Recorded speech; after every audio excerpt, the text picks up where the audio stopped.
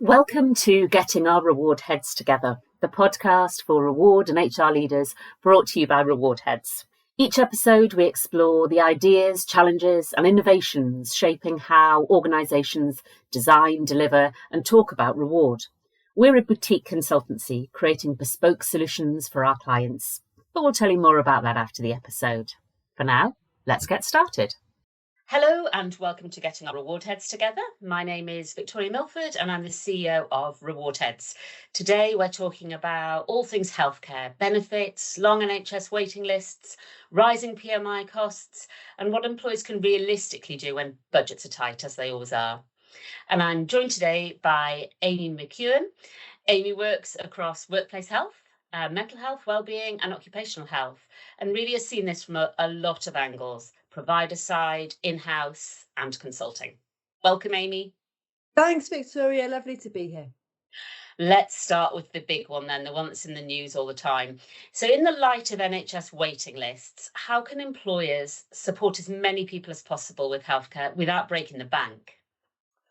Well, that's a really good question. I think the first thing to do is to stop assuming the answer is always the need to buy another product. So what I mean by that is a lot of organisations, in fact, most organisations are already spending money on health and mental health at work, quite a lot actually. They're just not spending it strategically. So they're spending it in bits. So absence is costing them money, a benefit here, a provider here. Some might have private medical insurance. Often people have an EAP through various reasons, maybe a wellbeing platform, maybe a cash plan, sometimes some screening. But in my experience, this spend is often not joined up and it's often really not linked to other things or strategic. That really resonates with what we're seeing at clients and what we're talking about in our forums as well. And that's really the challenge I see in the UK and with my UK work, because a lot of workplace health has evolved because of our NHS as an employee benefit as opposed to being seen as healthcare provision.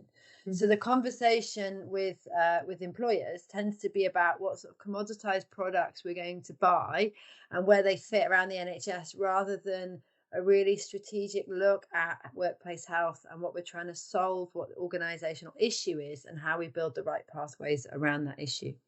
So a lot of employers, especially smaller ones, are trying to kind of build their health strategy out of scraps. So I see a few benefits, a few providers. Less than 40% of SMEs have occupational health, and there aren't really any clear care pathways because they're procured by different people.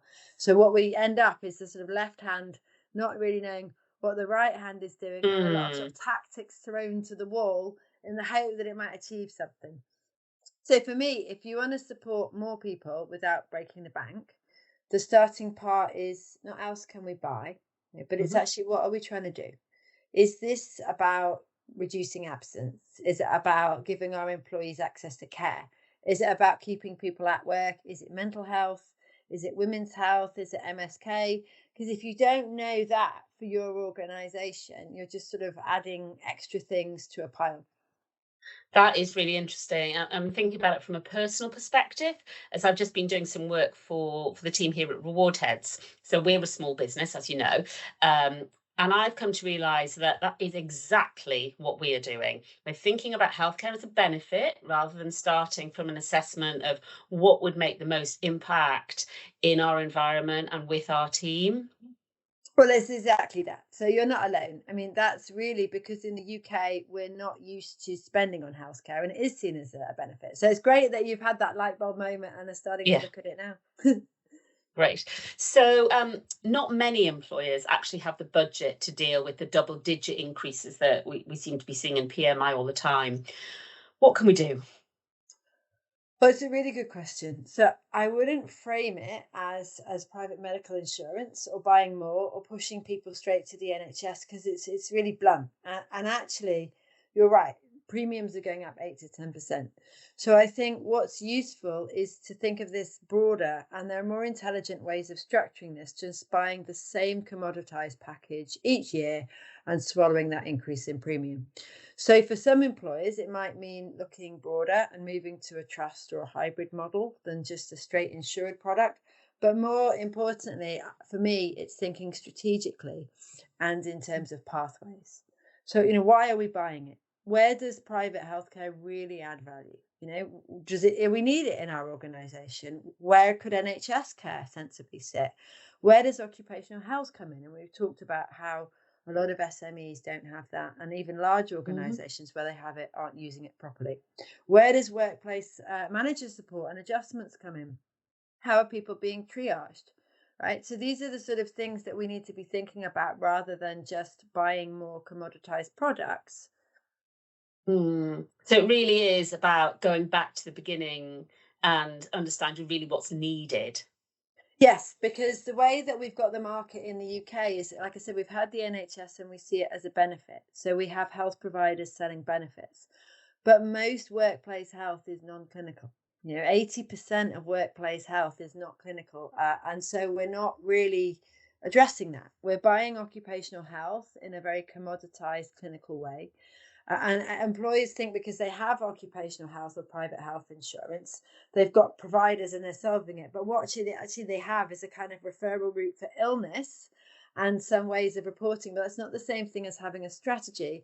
And it's not the same way of addressing non-clinical work and care and what we can do internally. And it's the same with health insurance, right? So actually private health insurance is secondary care. So it's when people are unwell and they go through. So if you don't have clear care pathways and you don't have early interventions and you don't really have occupational health, then actually it's about sending people through to secondary care rather than the NHS. And that's expensive and costs are climbing. So it's about reviewing private health insurance properly, what it's for, what it covers, where it should sit, what's people are using it for. But the more interesting conversation is then not, which is the one that you're probably seeing in your work, how do we procure in a way that we get a little bit off the premium? It's actually, what are we trying to achieve here? What is healthcare? What are our pathways? What's our strategy? And if we buy health insurance, where it should sit, who's managing it, and what are we actually commissioning from it? I guess it's the old chestnut of it's prevention rather than cure. And we're trying to buy the cure, aren't we? Rather than thinking, how can we stop this happening in the first place? Well, it's exactly that, because if you think through healthcare, we go to the GP when we are ill, right? So we don't actually, the way that we have approached all healthcare is we go when there is illness for a diagnosis. The NHS doesn't really do prevention. And so employers are starting to move to prevention, but are totally overwhelmed, I see, with the choices and the types of provider on offer now. Because you can buy things because it's not linked to anything else. You buy the latest fad. There's a lot of noise. There are no clinical outcomes or real impact. Everyone's talking about prevention. And one of the things I see a lot of, and you probably see as well, is that you might have duplicate provision without anyone in the organisation even realising. Yeah, I think the really obvious one that we see all the time is multiple EAPs. Yeah, so I've seen that plenty of times in my work.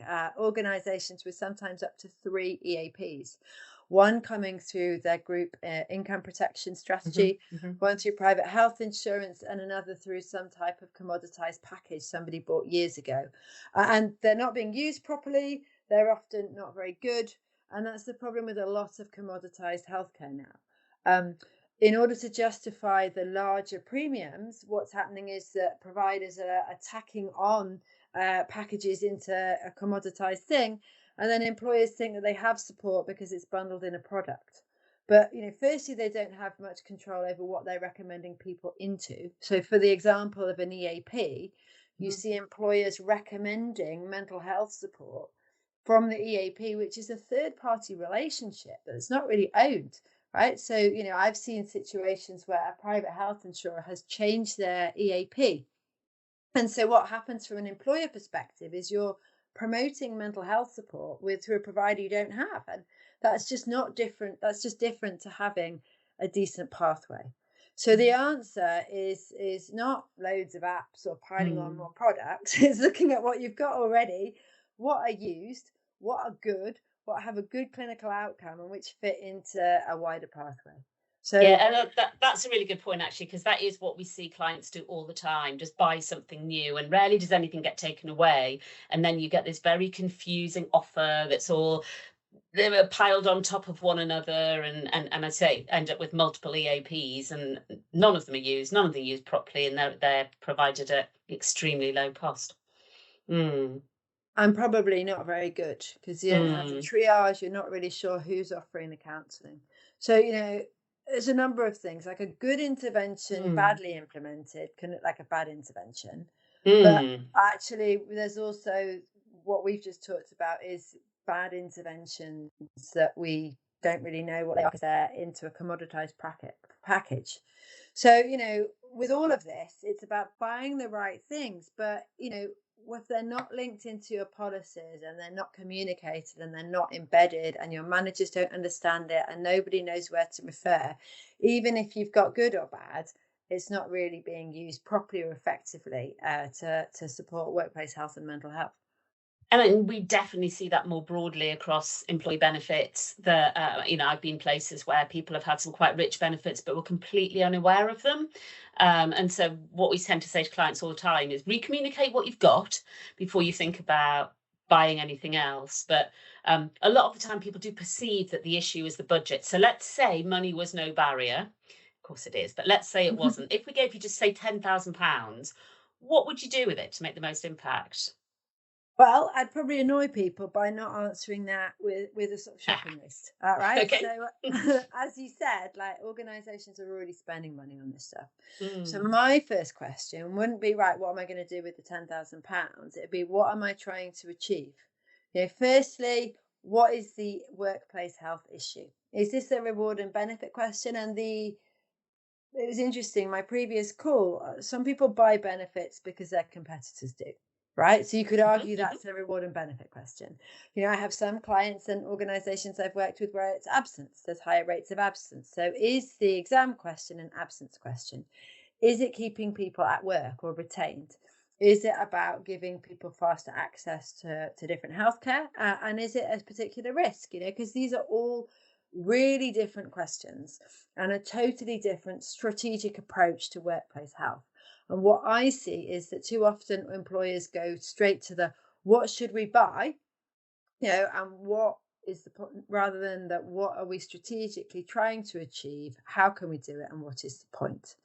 So if you're talking for that £10,000 about a fairly typical employer with bits and pieces and no strategy, I'd start by looking at what they're already spending, what they've already got, who's using what, where people are falling through the gaps, and what their main health issues actually are.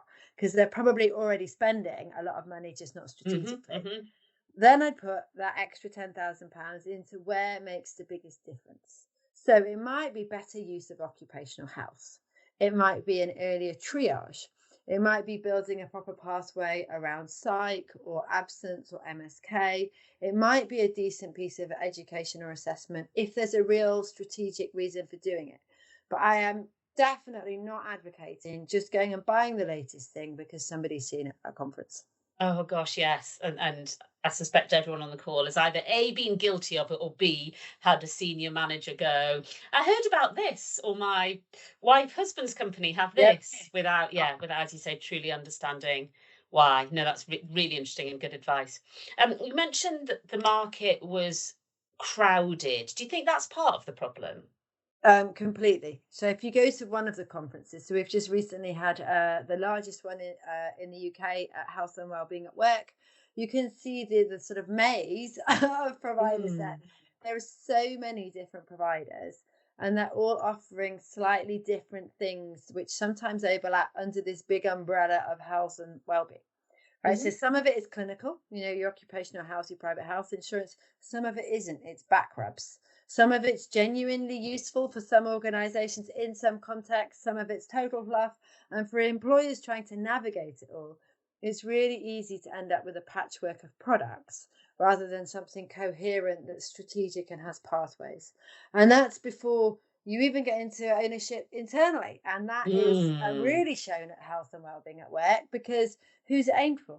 Right? So often I see reward owning one bit of the jigsaw, HR owning another. I've seen within HR provider contracts being split around the HR team just because we know there's 6 contracts and there's 3 of us. Occupational health sits somewhere else. procurement's involved, and no one's really looking at the whole thing. So that's really a really good point. Yeah, the taking that holistic view and the strategic view, and I mean, we see that in reward more broadly, that we are always asking clients to step back and answer what are you actually trying to do? What's the problem you're trying to solve? What's the end goal? Because it's too easy to get caught up in the process or the renewal or something like that. So if you were to leave even reward leaders with one final thought, what would it be? Well, that's really interesting. And I think you said it yourself when we were talking before about kind of reward heads. It's like, what are you actually trying to achieve, right? Take a step back. You know, it's not looking at workplace health and mental health as an employee benefit. It's looking at, right, what do I need for my employees to keep them fit and healthy and able to do their jobs? So if you know, it's not that employers are short of options, they're short of the strategic aim, and it's a bit of a shopping exercise. So what I would say to reward leaders is, don't just renew the package, add other benefits, buy things, hope for the best. Step back and think about what we're trying to solve in terms of workplace health and mental health, what we need, what we've already got, what's duplicated, what's missing, and where should each part sit of this. Because all of these different pieces of the jigsaw, the benefits and private health short matters, but they're not a strategy. And the organisations that are really managing workplace health well are the ones that are looking holistically, that are looking from prevention all the way through for treatment, that are doing it strategically, and that have stopped buying sort of disconnected bits of the jigsaw and have built really clear health and mental health pathways. That just makes a lot of sense. Amy, thank you. That was brilliant. It's given me personally some things to think about, and I'm sure that's the case for other listeners. So if people want to talk more to you, how could they reach you? Well, I'm really easy to find on LinkedIn. I do a lot of stuff on LinkedIn, so that's probably the best way. I also have a website at amymckeown.com, and I'm at amy@amymckeown.com. But LinkedIn is usually the easiest way, and I put a lot of free content around these sorts of topics on there that's going to be useful as well. Well, I think you should spell your surname so that people can find you easily. Yeah, that's always the challenge. So it's AMY, and then the surname is MCKEOWN. So MCKEOWN. And please do reach out to me, all the team at Reward Heads as well, because we work with a lot of organisations looking at what those benefit strategies are and how they fit within the wider reward and people and business strategy to really understand what your employees want and need, and that includes within the healthcare space. And you can get in touch with us at Reward Heads via rewardsolutions@rewardheads.co.uk or visit our website www.rewardheads.co.uk, where you can also access a number of online modules that we have around employee benefits and wellbeing. So thank you very much for listening to Getting Our Reward Heads Together. Don't forget to subscribe so you don't miss our next episode, when we'll be exploring more of these big themes in reward and benefits and what they mean for you in practice. Thanks for listening to Getting Our Reward Heads Together, brought to you by Reward Heads. We're a boutique reward consultancy working with organisations across the UK and beyond.